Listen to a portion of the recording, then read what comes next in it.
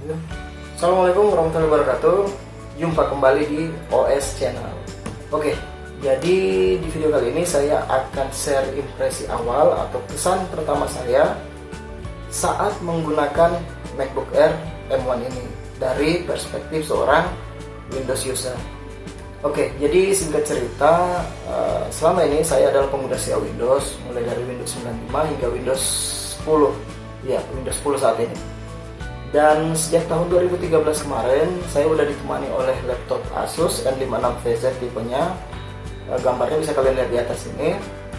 Dan alhamdulillah laptop itu cukup tangguh gitu untuk menangani beberapa kerjaan saya, mulai dari office, editing, hingga gaming. Nah, hingga di penghujung tahun 2020 kemarin, laptop itu udah mulai sering bermasalah gitu. BSOD atau Blue Screen of Death. Dan ya itu sangat-sangat mengganggu gitu, apalagi sedang asik-asik kerja lalu tiba-tiba crash, rasanya gimana gitu ya. Udah sering juga saya bawa ke tempat servis, install ulang dan lain-lain, namun masalahnya tetap aja ada. Hingga akhirnya saya memutuskan untuk ganti laptop, dan ya berbekal dari hasil diskusi dengan adik, lalu hasil review dari kawan-kawan YouTuber, akhirnya pilihan saya jatuh ke MacBook Air M1 ini. Nah, buat kalian yang penasaran seperti apa impresinya, tonton terus videonya sampai habis ya.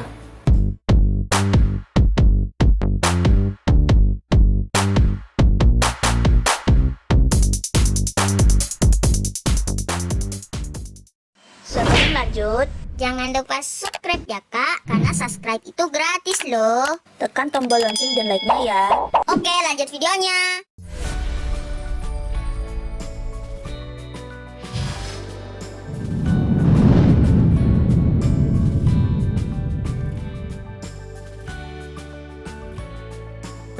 Oke ya, jadi jika Sobat OS baru unboxing pertama kali MacBook Air M1 ini, yang Sobat OS dapatkan tuh satu unit MacBooknya, lalu ada kabel buat ngecas ya, ini tipenya Type-C ke Type-C, lalu ada buku panduan. Di dalam ini kalau nggak salah ada stiker juga nih. Ada stiker juga, nah ini dia, dapat nih.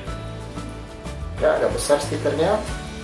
Dan yang terakhir itu adapter buat ngecas seperti ini ya. Oke, jadi untuk desainnya sendiri ini benar-benar khas Apple ya.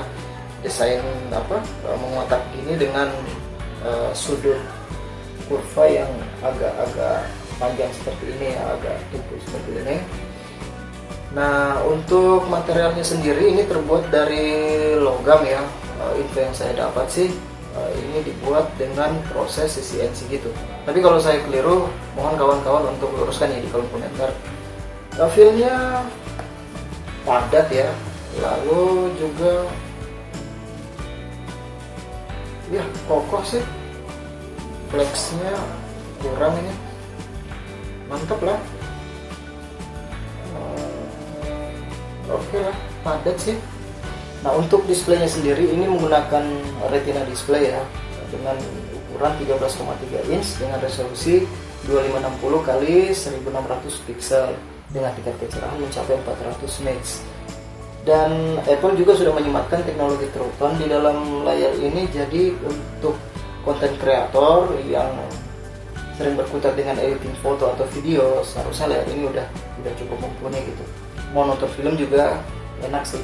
Namun bezelnya aja sih yang menurut saya masih tebal ya bila dibandingkan dengan laptop keluaran terbaru saat ini. Namun buat saya itu bukan masalah besar sih, yang penting layarnya bagus.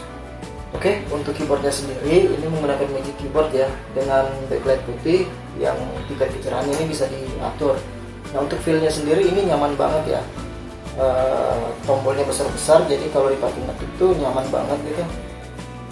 Cuma untuk pengguna Windows seperti saya yang baru mencoba MacBook ini memang kudu harus adaptasi lagi gitu, karena layoutnya itu ada perbedaan sedikit ya, dan shortcutnya juga demikian. Jadi ya intinya kita harus adaptasi lagi gitu dengan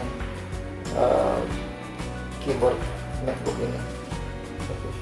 Nah, untuk trackpadnya sendiri ini ukurannya cukup besar ya, jumbo bila dibandingkan dengan laptop lama saya. Dan feel-nya itu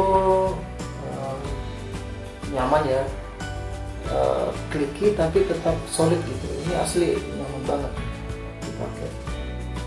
Dan kliknya itu hampir di semua bagian dari trackpadnya ini. Dan sangat berbeda ya dengan laptop Windows saya yang lama tuh. Di laptop ini nggak ada klik kiri ataupun klik kanan gitu.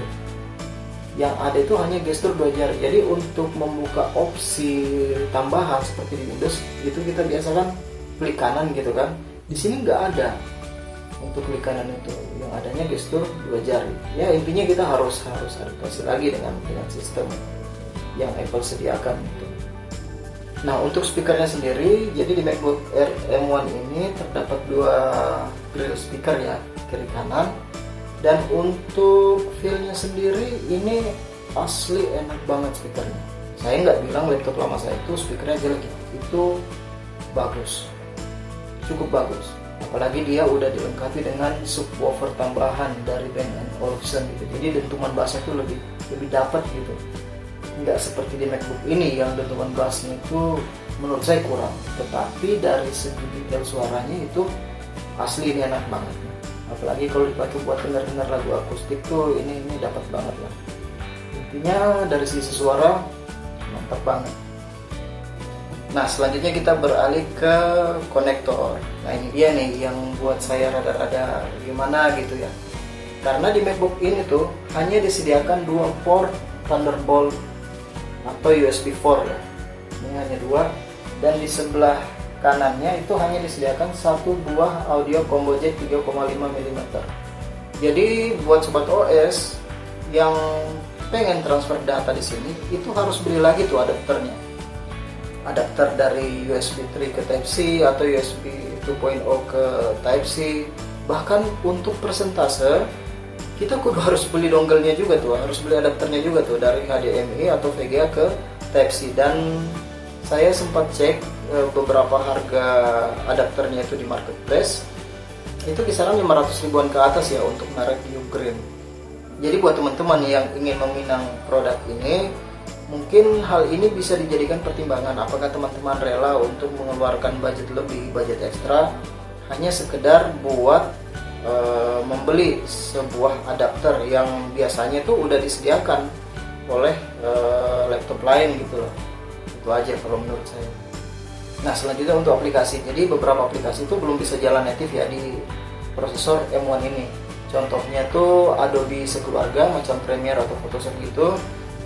Dan jika Sobat OS ingin menjalankan aplikasi tersebut di MacBook Air M1 ini, Sobat OS harus menginstal dulu aplikasi yang namanya Rosetta 2. Itu semacam emulator atau translator dari arsitektur Intel ya, X86 atau X64 ke arsitektur ARM punya Apple.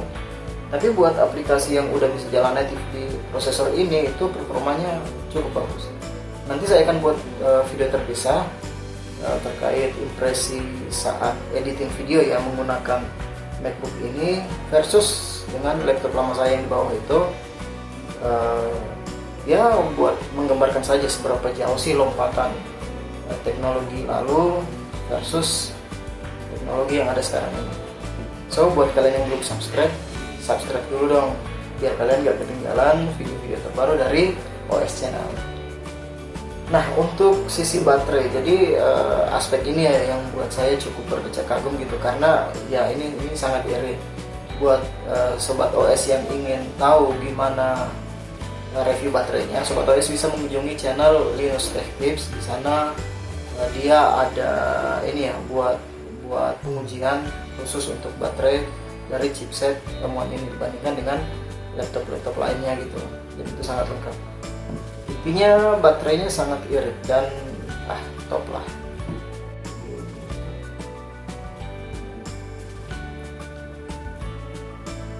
Oke, jadi itu tadi videonya ya, sharing impresi awal saya saat menggunakan MacBook Air M1 ini dari sudut pandang Windows user yang baru pertama kali mencoba MacBook Air M1 ini. Intinya ya saya dituntut untuk adaptasi lagi dengan sistem baru atau mekanisme baru yang diterapkan oleh Apple ini, yang jelas berbeda dengan laptop Windows. Namun dari sisi kenyamanan sudah coba beberapa hari ya, ini cukup nyaman. Untuk performanya sekali lagi nantikan di video berikutnya.